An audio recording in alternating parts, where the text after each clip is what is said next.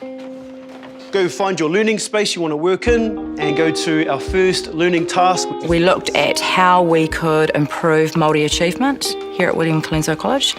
We had relatively good relationships with our students, but we weren't seeing any great improvement in learning. So we're looking at things like building teacher agency so that they then know they can make a change. We were lucky enough in 2010 to be accepted into Te Kotahitanga in Hawke's Bay. The key part of that at the beginning was unpacking some previous negative experiences or values that teachers may have had around Māori learners. The next part was to build teachers' understanding around teaching and learning that works for Māori students. So those interactions needed to be more two-way conversations. Relationship with Leto and Zeus. You've got a good family tree of the gods and who Zeus is related to. You're trying to increase the percentage of interaction, which is the teacher giving feedback to student about their learning and giving students feed forward about next steps. How many siblings and brothers can we count? Is that just these? Everybody at William Colenso who was teaching went through what we call an observation, and it was a chance to have a look at different ways of becoming effective teachers. So for example, manaakitanga, which is around relationships, manamotahaki, which is developing high expectations. Then after that observation, we discuss what happened and what ways that we can improve our teaching.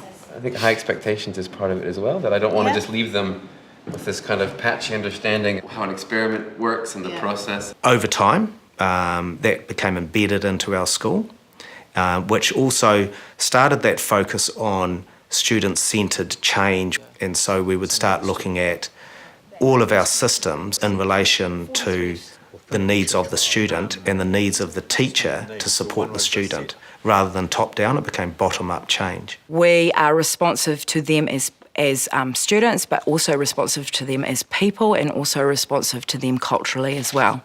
We discuss with the kids, okay, so we have this idea, what would be best for you? And we negotiate together, we co-construct with the students. In our research classes, they're bringing in the topic that's culturally important to them, and we find the task, the assessment, the program that best delivers on that. But the King movement was determined and attempted to Establish an independent Māori government in New Zealand. Yeah, and who led that? Te whiru. We spent a lot of time talking with parents, whānau, and the student about what's appropriate for them as their pathways and what the ultimate goals are. What happens to the other gamete that doesn't have enough chromosomes? Many students, and many Māori students back in 2009, 10 and 11, were not turning up to our external exams at the end of the year.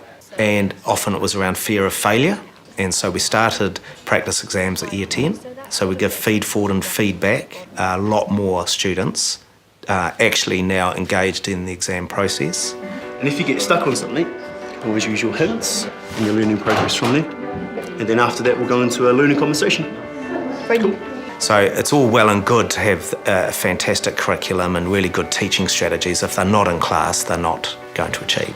And so that was a deliberate focus on resourcing our restorative practice process with the intent of teaching conflict resolution to everybody. If she's mistaken you for doing something, you say what really happened, and then she says what she thought happened. So when you were sitting where you shouldn't sit, and then you wouldn't go out and have a talk with him, who do you think you were affecting with that behaviour? It doesn't escalate, it just stays in the room. And when they do sort it, no one hears about it ever again. Today we're learning maths, options, and then PE.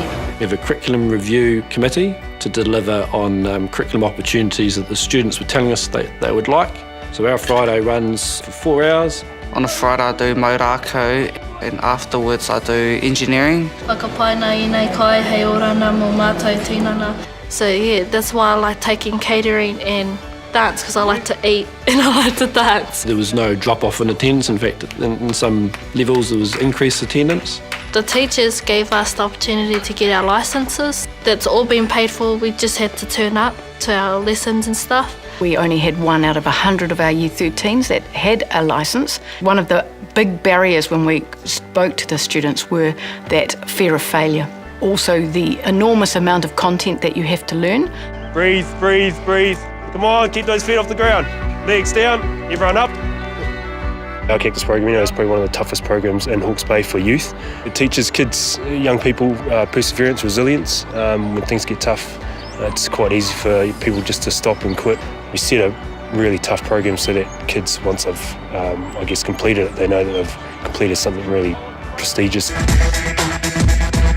Looking at it, we've developed the lens of actually we can make changes and we can be responsive to who they are, and we do have agencies within our classroom but also our school. The teachers, you might not see it, but they actually do as much as what we do for ourselves. They're like another mum and a dad. 2, 1.